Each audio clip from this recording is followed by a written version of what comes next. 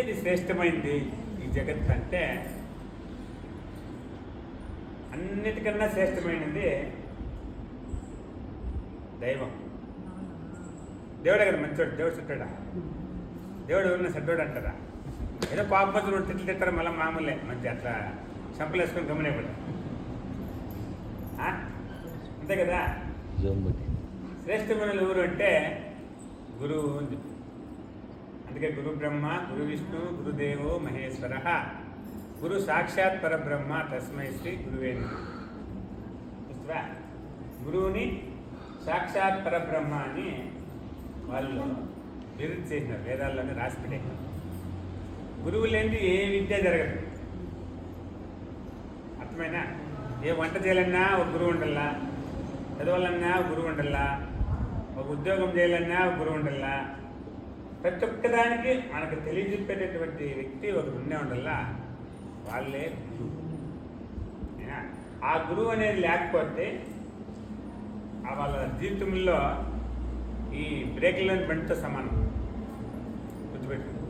ఎందుకంటే గురువు ఉంటే ప్రతి దినము ప్రతి ఎక్కడ నువ్వు ఏమేమి చేస్తావో అన్నింటినీ కూడా తిట్టేవాళ్ళు ఉండాల, మన తిట్టేవాళ్ళు ఉండాల. అర్థమైనా? దాంట్లో పక్కన తిట్టేవాళ్ళు ఉండాలి. తిట్టేవాళ్ళు ఇద్దరు ఉంటే నువ్వు బాగుపడతావు. తిట్టేవాళ్ళు లేదు, తిట్టేవాళ్ళు లేదంటే ఇంకా నీకంతా అంతే, ముగిసిపోయా.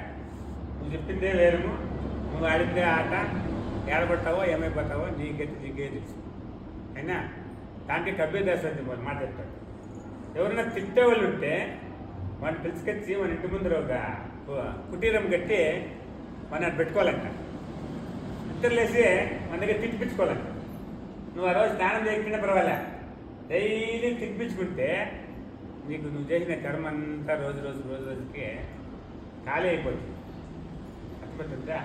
తిట్టేవాడు చెడ్డాడు కాదు, తిట్టేవాడు దేవుడు, గురువు. ఆయనకు ఒక అవకాశం ఇచ్చేయాల, పక్కన పెట్టుకోవాలా. తిట్టుకుంటా ఉండు నువ్వు, ఆయన సాధిస్తూ ఉండు. ఆయన మేము తప్పు చేస్తే తిప్పుతా ఉండు. 2 పనులు చేయి. ఊరికి తిట్టుకుంటూ ఉండదు, సాపులు పెడతా ఉండద్దు. మేము తప్పు చేసి మా ఇట్లా కాదు ఇట్లా అని చెప్పుకో. కానీ అట్లా ఎందుకు తిప్పుతావు. అట్లా 2 పనులు చేసేవాడు గురువు. ఆ గురువుకి ఆ యొక్క స్థానాన్ని వాళ్ళు ఇచ్చేసారు. దానికే ఏమన్నా మంచి మాట చెప్తారు. ఒక లక్షణం చూడండి, 2 క్లాస్ గల్లు వచ్చేసారా, ఎట్లా వెళ్ళక్క ఉద్యోగం తీసుకుని పెట్టినారా ఎట్లా యూత్ ఏమన్నా మంచి మాట. గురుని శిక్ష లేక గురు తెట్లు కలుగును, అజునికైన వాని అబ్బకైనా, తాళపు జివిలేక తలుపెట్లుడును, విశ్వదాభిరామ వినురవేమా. ఆయన ఏమన్నా మంచి మాడతాడు. ఆయన అందరూ తెక్కవాడు ఎర్రాడంటే ఆయన ఏం తెక్కవాడు కాదు, మనకు తెక్కబట్టి ఆయన తెక్కవాడు అంటాం. ఆయన అడిగితే ఏం పాటినాడు, వాళ్ళంతా తెక్కవాళ్ళరా అంటాడు. మనకు ఆయన తెక్కవాడు కనిపిస్తాడు. ఏం స్వామి, ఏమన్నా స్వామి, వీళ్ళంతా నేను తెక్కవాడంటే వాళ్ళు తెక్కవాళ్ళు రెస్పెక్ట్ అంట. మీరు ఎవరు తెక్కవాలి, మీరు ఎవరు డిసైడ్ చేసేది? ఆయన ఫోటో మాత్రం పెట్టుకొని మనం పూజ చేస్తాను ఏమన్నది. మిగతా వాళ్ళకంతా ఎవరు చేయలేదు, వీళ్ళంతా అడ్రస్ లెక్క గ్యాలి కొట్టుకు వెళ్ళిపోయారు. ఇప్పుడు ఎవరు సరేనల్లా? ఏమన్నానే సరేనల్లా. కైవారం తాత ఆయనే సరేనల్లా. అర్థమైనా? కైవారం తాత ఊరికి పట్ల, వాళ్ళ ఇంట్లో పెండ్లాము కానీ బిడ్డలకు కానీ జనాలు కానీ ఊరికి పట్ల, మన వాళ్ళకి పట్టిపోయింది. ఇప్పుడు ఆయన చూసేకి లక్షల మంది పెట్టారు ఆయన కైవారం ఇంటికో. అర్థమైన ఆయన దర్శనం చేసుకునే అలాంటి ఎందుకు ఆ తిక్క యాతెక్కి పట్టిన వాళ్ళకు ఈ జ్ఞానం, సత్యం, బ్రహ్మజ్ఞానం ఏదైతే ఉందో అది పట్టింది. ఇది పట్ల, ఈ మాయ పట్ల దీనికి.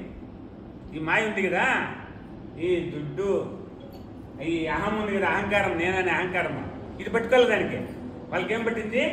ఈ బ్రహ్మజ్ఞానం పట్టింది. ఈ సత్యం అంటే ఏమి, మానవుడు ఏంటికి పుట్టినాము, మనం ఏంటి చచ్చిపోతా ఉన్నాము అనేది వాళ్ళకి ఆ యొక్క సంశయం పుట్టింది. ఆ సంశయం పుట్టి ధ్యానం చేసుకొని గురుమార్గంలో నడిచి సత్యాన్ని తెలుసుకుంటూ వాళ్ళు. ఇప్పుడు గౌతమ బుద్ధుడు పెద్ద మహారాజు కుటుంబంలో పుట్టాడు. బుద్ధుని స్టోరీ మీకు తెలుసు కదా. ఆయనకి ఆ జాతకం రాపిస్తాడు, వాళ్ళు రాపిస్తాడు.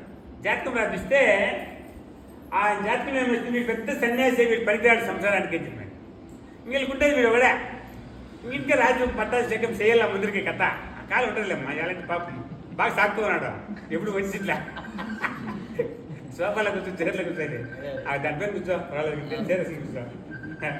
అయినా ఆడేమైపోతుంది, సరే అని చెప్పేసి వాళ్ళ అప్ప అమ్మ వీటిని ఎక్కడికైనా బయట పని అవుతుంది, బిల్డింగ్ పైన గాలి కూడా అక్కడ పోతుంది, కిటికీలు వేసేసేయండి.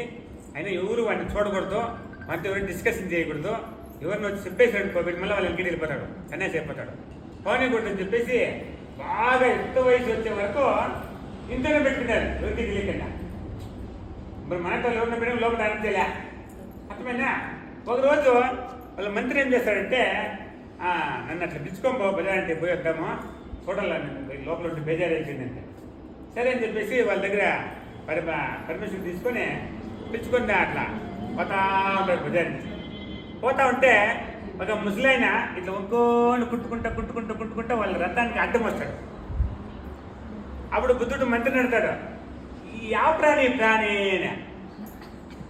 అని తెలియదు పాపమ్మ, ఈ ప్రాణి ఇంకోని మొత్తం ఏం ఈ ప్రాణి పేరు అన్నా. ప్రాణి కాదు, అది మనిషా? అవునా, మనిషి చక్కగా నామాది ఉండాలి కదా, చక్కగా నడచాలి కదా, ఉంగిపోయినాడు ఎలా అని వాళ్ళకి సంశయం పుట్టా. అర్థమైనా.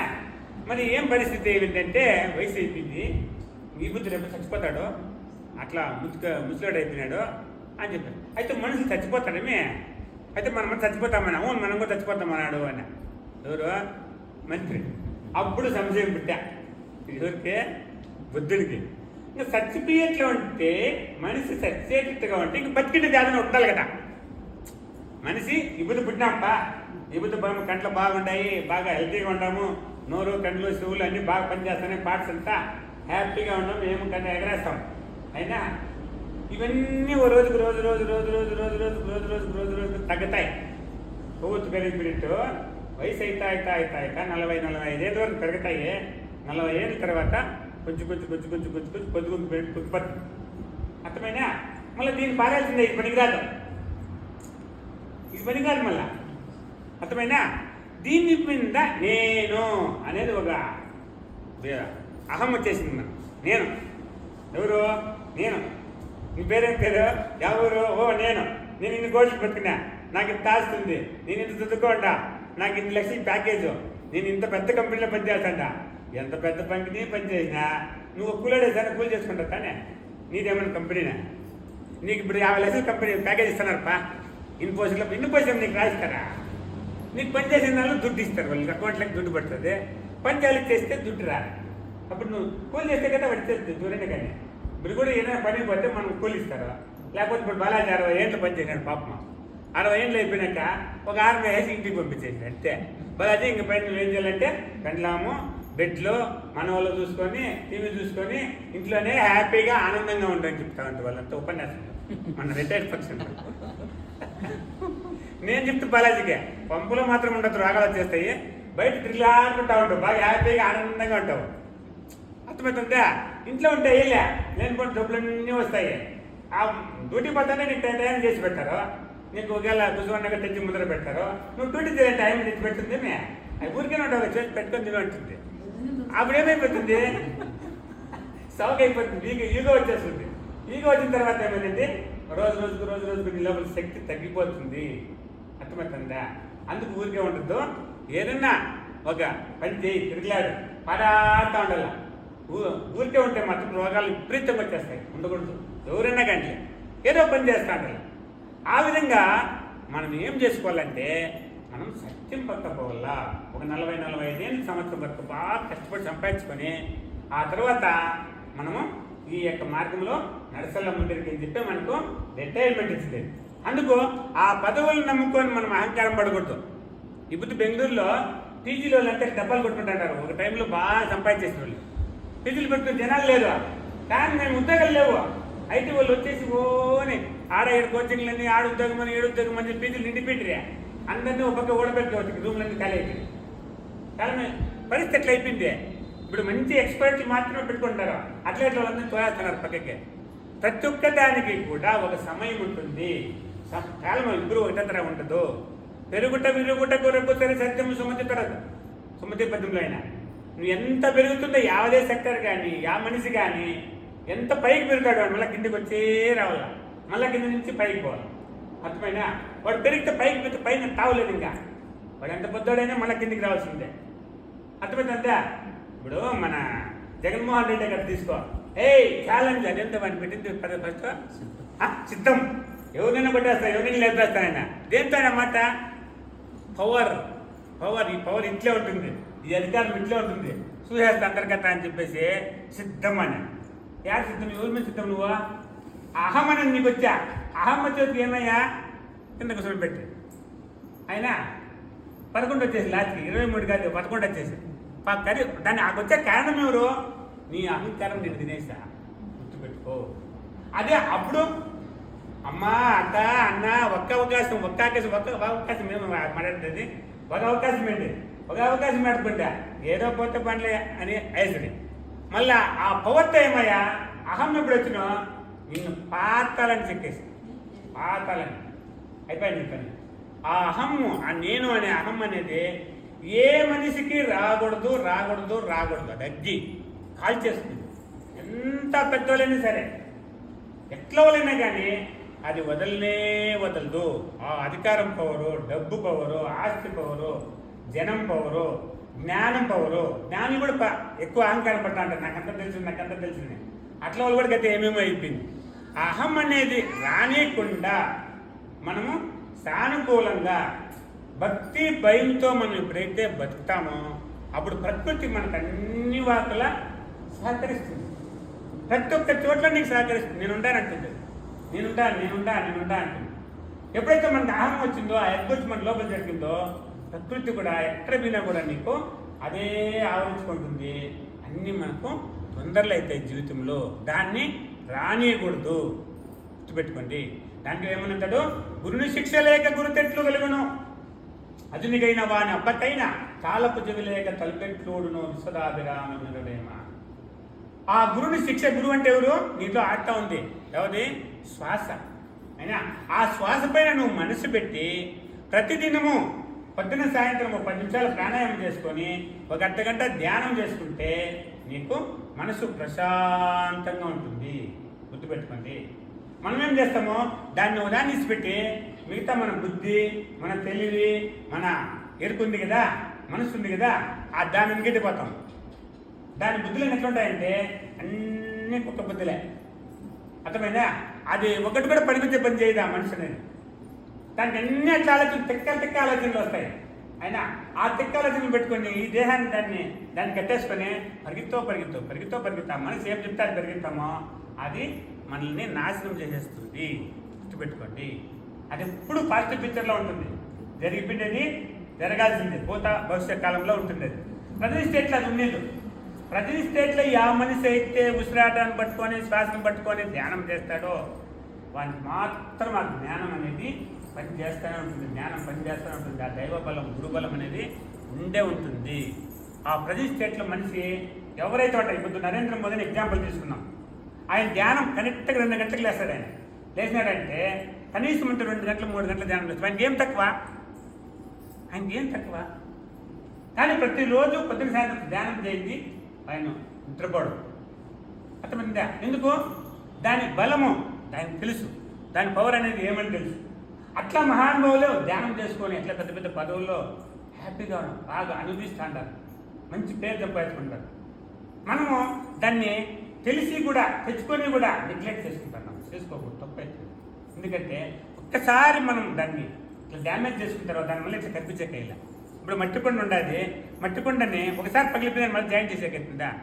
జాయింట్ చేసే కాదు. మనసు ఒకసారి విరక్తి పుట్టిపోయిందంటే దాన్ని మళ్ళీ సరిపించేకేయాలి. అర్థం చేసుకోండి. ఎన్నో వస్తూ ఉంటాయి మనకి, ఎన్నో కష్టాలు వస్తూ ఉంటాయి, సమస్యలు వస్తూ ఉంటాయి, ఎన్నో వస్తూ ఉంటాయి. ఆ మనసు వెనకింటే మనం పోకూడదు. మనసును మనము దానికి బానిస మనం కాకూడదు. ఆ బుద్ధికి బానిస కాకూడదు, ఆ తెలివికి బానిస కాకూడదు. యాజ్ ఇట్ ఈజ్ ప్రతి స్టేట్ ఏమైతే ఉందో ప్రాణాయామం చేసుకొని, సాధన చేసుకొని, ధ్యానం చేసుకొని మనము నీట్గా ఆ బుర్ర బాగా పెట్టుకున్నామంటే మన సమస్యలన్నీ ఇన్నీ కూడా అదే పరిష్కారం చేస్తుంది. ఎందుకంటే దేవుడు ఉండేది మనలో, ఎక్కడో లేదు. ఎక్కడో దేవుడు ఉంటే అది ఎవరో మానవుడు సృష్టించినటువంటి దేవుడు. మనల్ని దేవుడు సృష్టించినాడు, మనము దేవుడిని సృష్టించినాం.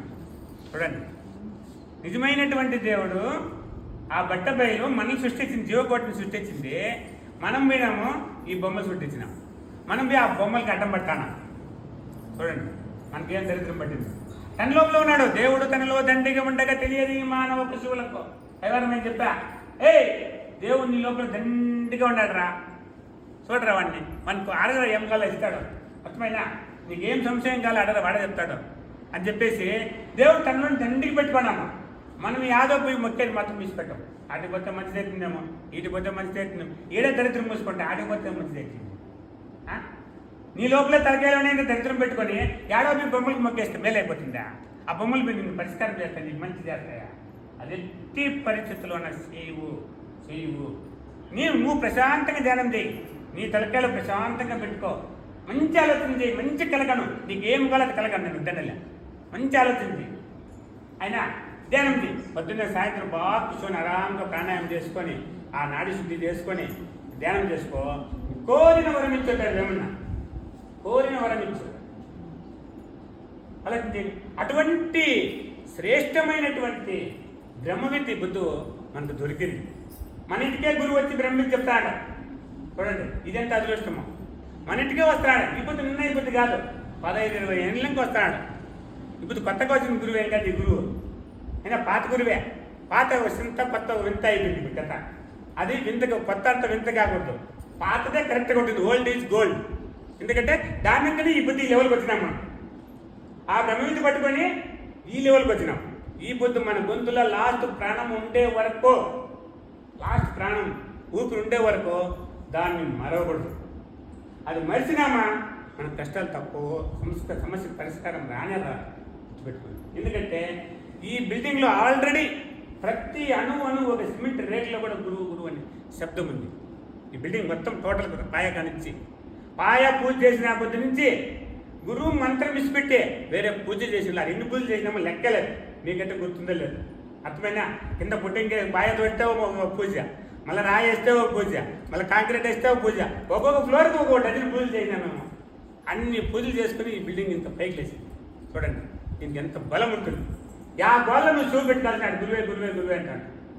ఎన్ని పూజ పుస్తకాలు దీని లోపల ఎంతమంది ధ్యానం చేసినారు, ఎంతమంది గురుపెట్టలు నడిచినారు దీనిపైన. అంత స్ట్రాంగ్గా దీన్ని ఎత్తుకొని వచ్చినాం మనం పైకి. అర్థమవుతుందా? ఇప్పుడు అయితే మనకు కొంచెం బరువు ఉంటుంది, అది మామూలే. చిన్న ఇల్లు కట్టుకున్నాక 20 లక్షలు 30 లక్షలు అప్పు చేస్తారు కూడా. అయినా ఇంత పెద్ద బిల్డింగ్ కట్టుకుంటే అప్పులు కావాలి, ఉంటాయి సమస్య. అదే పిల్ల ఒక సంవత్సరం 6 నెలల్లో అట్లా కొంచెము ధ్యానం చేసుకొని అందరూ కూర్చొని సంకల్పం చేసుకుంటే అది యాదో దావా వస్తుంది, అది తీరిపోతుంది పెద్ద సమస్య. దాన్ని పట్టుకొని మనము బ్రహ్మవిద్య నుంచి పక్కకు తిప్పుకోకూడదు. బాగా ఆలోచన చేయండి. ఎవరికన్నా కానీ చెప్పాను నేను, వాళ్ళకి కానీ మనకు కానీ ఎవరికన్నా కానీ దాన్ని మిగిలించుకోండి. గురువుని ఏం చెప్తున్నాడో దాన్ని వినండి. ఆపుదనగా విన్నారు, ఈ లెవెల్కి వచ్చినారు, బాగుండాలి, మంచి పేరు సంపాదించుకున్నారు, ఏడన్నా దావింటి పోతా ఉన్నారు, 2 చేతులతో ముక్తా అన్నారు. ఆ స్టేజ్కి మీరు ఎగుతూ వచ్చినారు, ఆ విలువ ఉంది, దాన్ని పోగొట్టుకోకూడదు, కాపాడుకోవాలంటే దేని వల్లకి వచ్చింది? బ్రహ్మవిద్య వల్ల వచ్చింది మనకి బుద్ధి పద్ధతి. దేన్ని కాపాడుకోవాలా? బ్రహ్మవిద్యని కాపాడుకో. ధ్యానం తీసుకుంటుందో ప్రతి నిత్యం పొద్దున్న సాయంత్రం రప్ప ప్రాణాయం చేయి. తలకాయలన్న దరిద్రాన్ని ఇడిపోవాలా, ఏమేమి వచ్చినాయి అన్ని దూరం అయిపోవాలా. అయినా ఈ 2 ఏళ్ళు తీసుకోవాలా, ప్రాణాయం చేయం నీట్గా.